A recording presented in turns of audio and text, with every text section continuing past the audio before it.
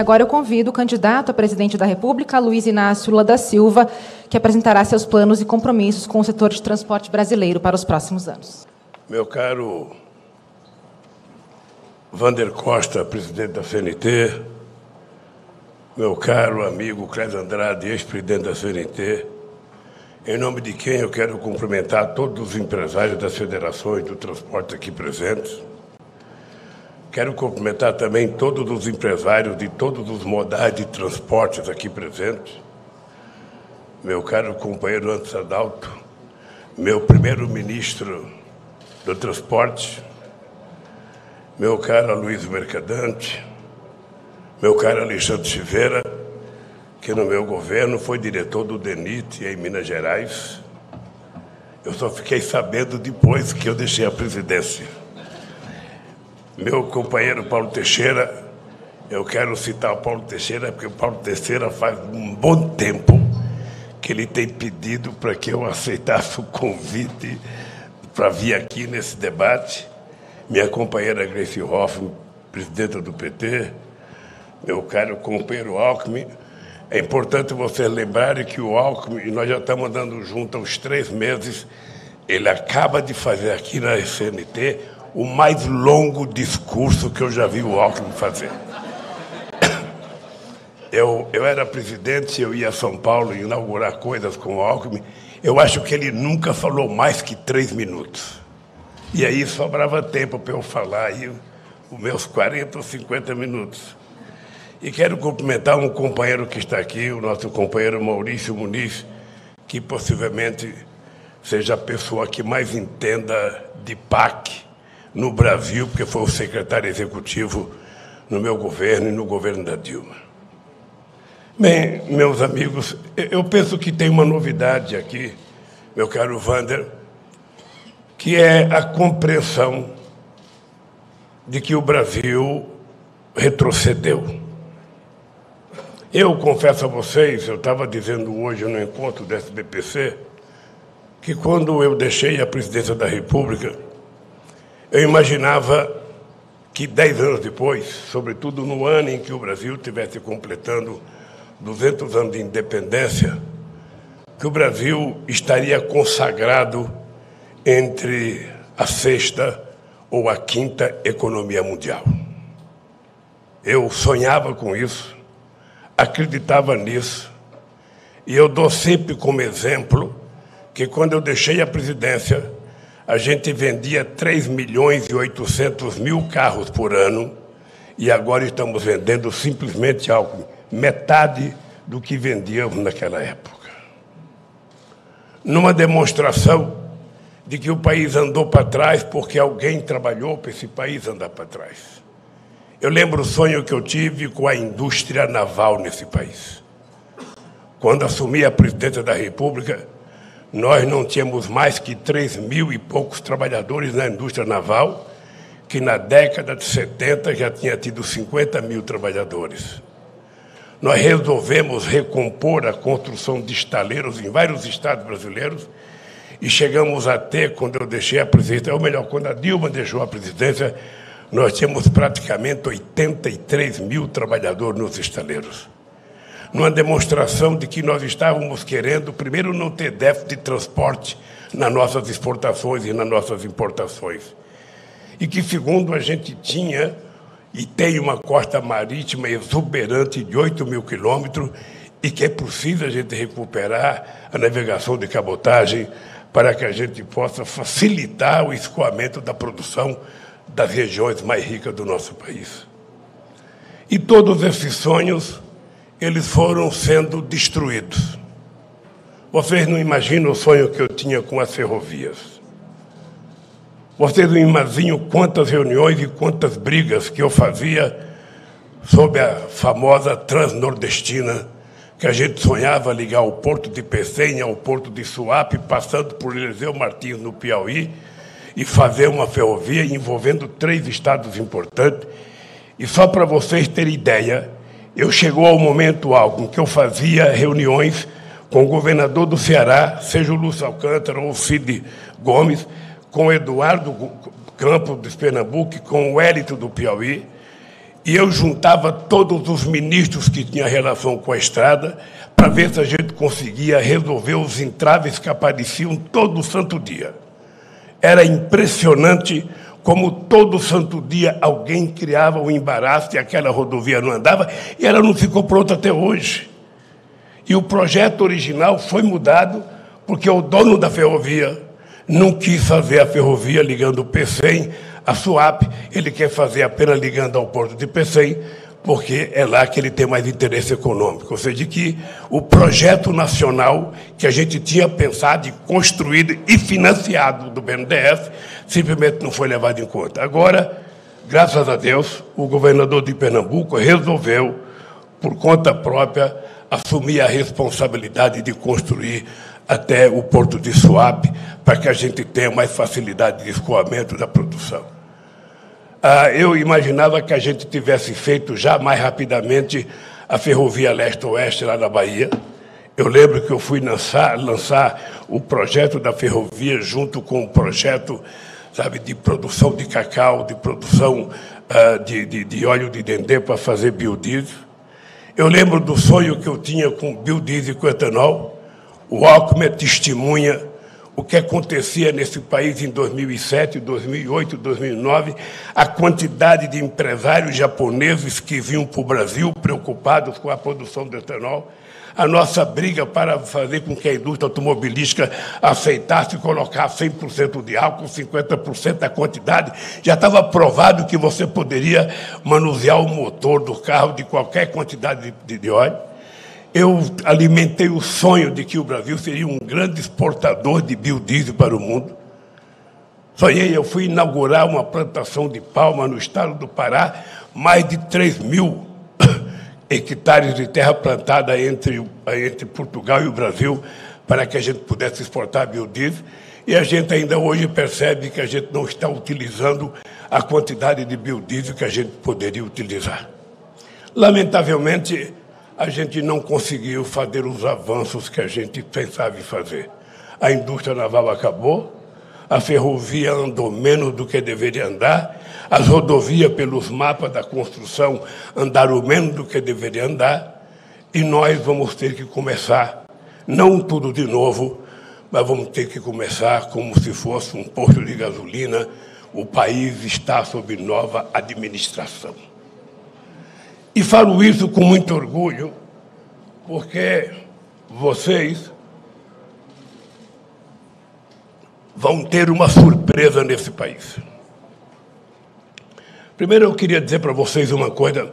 Eu não acredito que a gente consiga fazer tudo o que a gente tem que fazer se não tiver as 3 palavras que eu acho mágica para um gestor público: credibilidade, estabilidade e previsibilidade.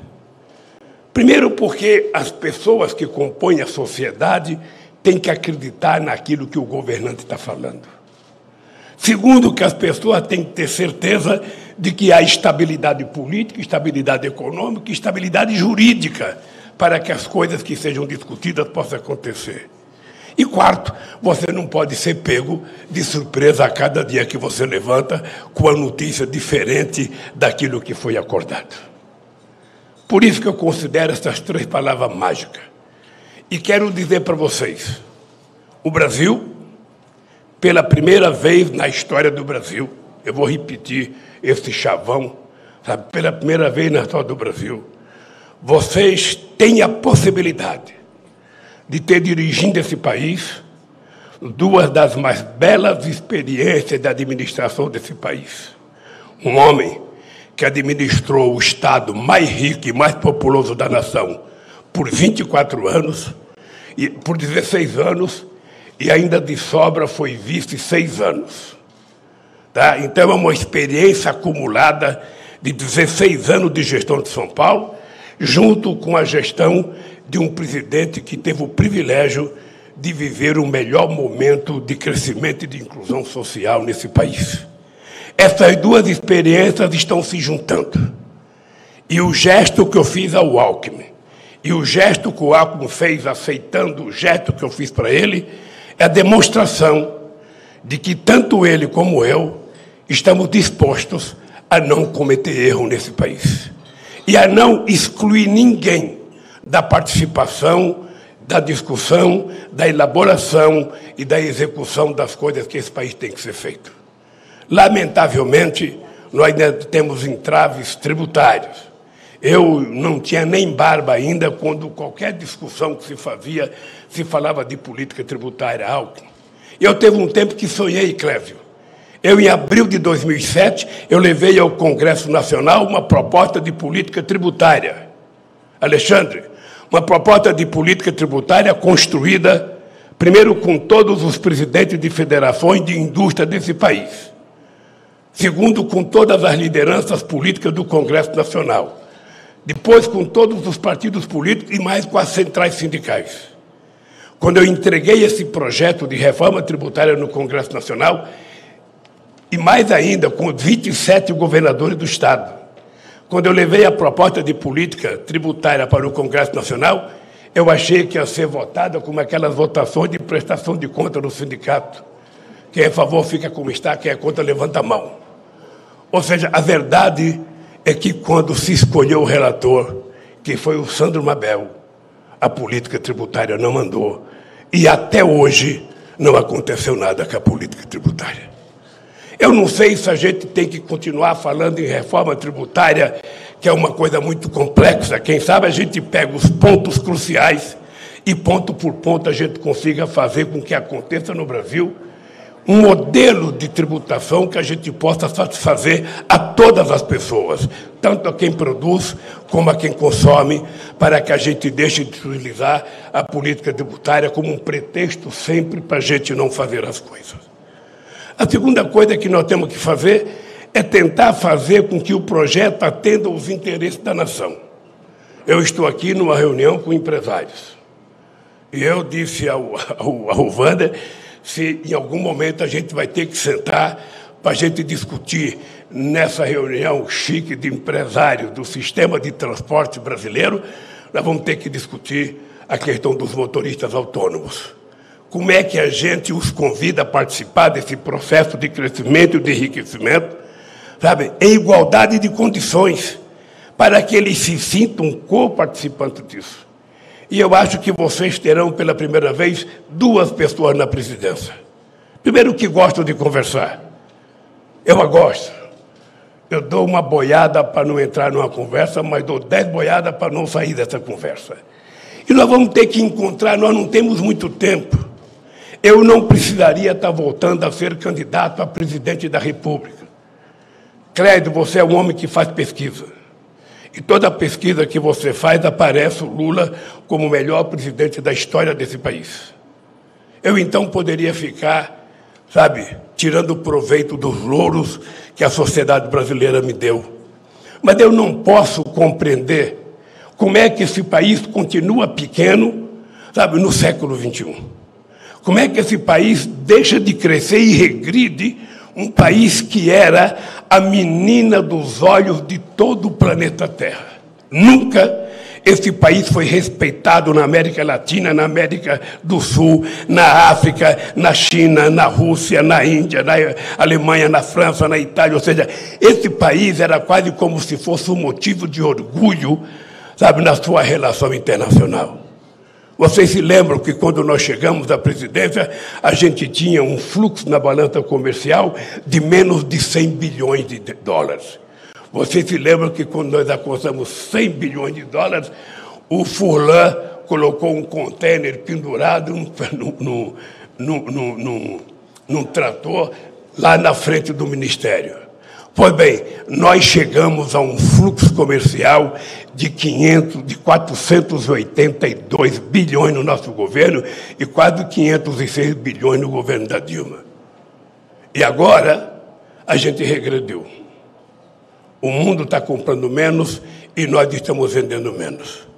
Nós que tínhamos um PIB industrial de 30% do PIB era industrial, nós caímos para 11% e agora estamos chegando possivelmente a menos que 10%.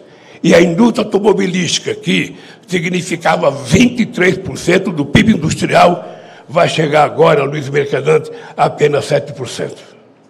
Ora, como é que pode Um país que tem 220 milhões de habitantes, que tem fronteira com quase todos os países da América do Sul, fronteira seca, um país que tem um potencial extraordinário de exportar para essas regiões manufaturados, coisas com valor agregado, um país que tem um continente africano à nossa inteira disposição, porque a fronteira nossa com a África é o Oceano Atlântico. E a gente fica paralisado. Eu, quando chamei o Furlan para ser ministro da Indústria e Comércio, eu falei, Furlan, eu não quero um ministro burocrata, eu quero um mascate.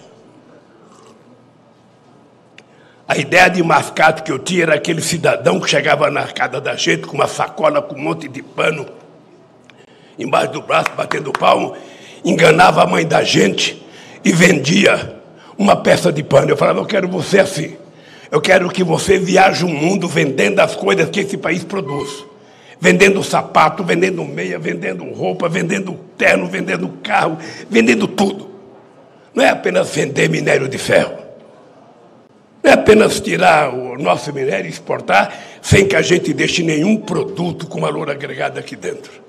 Eu fui com o Roger inaugurar a pedra fundamental de uma ferrovia ligando Marabá ao Porto de Belém. Cavamos um buraco, enfiamos o projeto, cobrimos o buraco, eu virei as costas, não aconteceu nada. Ele morreu e eu acho que está lá ainda, nós vamos ter que retirar aquilo para tentar reconstruir. Então eu quero dizer para vocês, eu quero que você, Wander, guarde isso, porque vocês terão 2 pessoas governando esse país com a disposição de fazer em 4 anos, possivelmente mais do que se pudesse fazer em 10, 15 ou 20 anos. Porque o Brasil não pode esperar. Nós temos, inclusive, que tirar proveito das chamadas crise internacional para que a gente coloque o Brasil como solução para quem está em crise. A China está em crise com os Estados Unidos, vamos nos colocar à disposição da China para enfrentar os Estados Unidos. Os Estados Unidos estão em crise, vamos nos colocar ao lado dos Estados Unidos para enfrentar a China. Ou seja, o Brasil tem que tirar proveito do seu potencial. O Brasil tem que tirar proveito de ser um país que não tem contencioso internacional, para que a gente produza, escoa essa produção e para que a gente possa transformar esse país rico.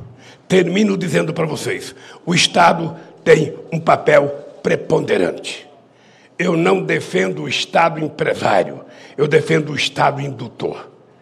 E para a gente saber que o Estado tem que induzir, quando houve a quebra do Lehman Brothers, quem interveio, você viu como eu estou chique, falei a palavra interveio.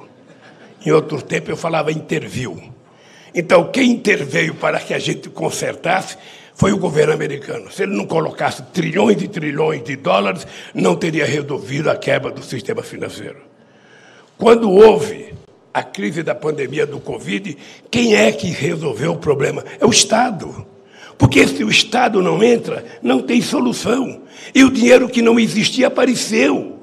Ora, se nós quisermos fazer com que esse país tenha a infraestrutura que ele precisa para dar o salto de qualidade que todos nós sonhamos, nós temos que fazer o dinheiro aparecer.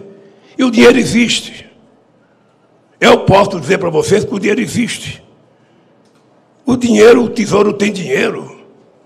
Acontece que burocrata, tesoureiro pode ser de clube de futebol, de sindicato ou da associação de catador de lagartixa. Tesoureiro tem o hábito de sentar em cima do dinheiro e dizer que não tem dinheiro para nada. Ele adora dizer que tem dinheiro em caixa. E para mim, dinheiro em caixa é bom transformado em obra, transformado em rodovia, em ferrovia, em portos, transformado em aeroportos, transformado em empregos. É esse que é, sabe, o caixa bom, e é isso que nós vamos fazer nesse país. Esperem que vocês vão ter grandes e boas surpresas com o que vai acontecer nos próximos 4 anos no Brasil. Obrigado, Wander.